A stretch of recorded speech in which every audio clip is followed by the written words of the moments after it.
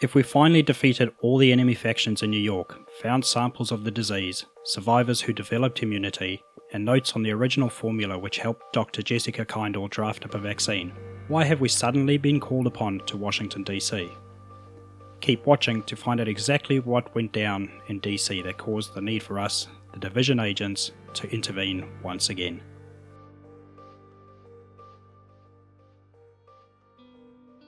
While we were busy protecting New York from itself, things weren't looking too fantastic for Washington DC either.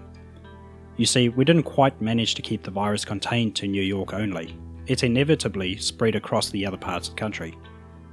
How quickly the virus reached DC, we don't know just yet, but with a number of different travel options around, it's not difficult to understand how the virus could have spread to DC, or even how quickly this could have happened before anyone even knew they were infected. If you ever played the Division Collapse Simulator, you'd see that it estimated something as catastrophic as a green poison could have spread across the country within weeks. So if this virus could have spread into DC that quickly, why then did it take us almost 7 months to be called in? Well, basically it was thought to have been completely under control. You see, as with the outbreak in New York, chaos and panic spread quickly throughout the city.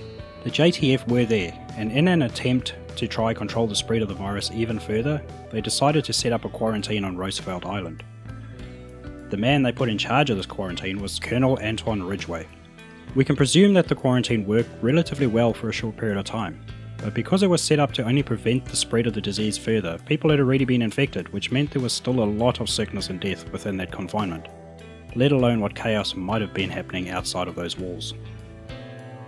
Ridgway is a strong believer in the need for authority and discipline, and seeing all the chaos and despair happening around him caused him to quickly lose faith in the ability of the JTF to save the city, which led him to believe that he was the only one who could fix it. And fix it he tried. His first order of business was to deploy as many guard stations as possible around the quarantine. He then gave the orders to not let anyone leave, essentially creating a large prison camp. His main priority was securing the future of his men. Any civilians that were already sick or weak were pretty much already dead according to Ridgway, and for that reason he began diverting food and medical supplies away from the quarantine, which led people to starve to death if they hadn't already been killed by the virus. Antoine Ridgway could clearly not see any wrongdoing in his actions, as his willingness to do anything it took to maintain the well-being of his soldiers began to take over. His repulsion for sickness fueled his willingness even further, and according to him, he was the only one with a realistic solution to correcting the situation they were currently in. His actions through this time were clouded to the outside world by the current chaotic state of the city, which allowed him to abuse his authority for some time without being caught. Once the JTF commander found out what Ridgway was up to, he was promptly captured and held prisoner in a stockade. Not long after he was captured, however, loyal members of his unit joined forces to set him free. The hatred that he held against the JTF that he felt had failed him further fueled everything that followed. After breaking him out, the men that freed him, along with some of the others that were part of the stockade, joined him in his first mission of revenge. This was the beginning of their new faction, the True Sons.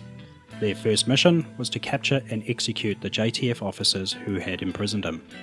Having the military background they did gave them greater access to the weaponry and expertise needed to take control of the city, and because of this power, they were both vicious and arrogant in their approach to any situation.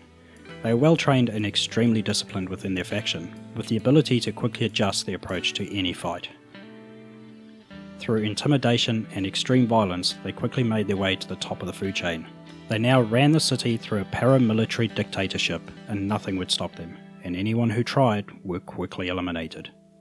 To them, it's all about survival of the fittest, and the only way to survive is by joining them.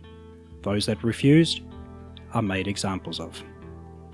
And this is where we, the Division agents, have once again been called upon, not just to bring all the enemy factions to an end, but also restore the city to its former glory, and it won't be easy.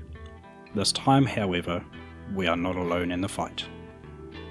And hopefully you're as excited as I am to keep unraveling more of the storyline in the coming months. Otherwise, let me know in the comments what part of the game you're most looking forward to. Thank you for watching, and I hope you enjoyed the video. If you did, and would like to keep supporting the channel, then feel free to like the video and subscribe. Thanks again, and see you in the next one.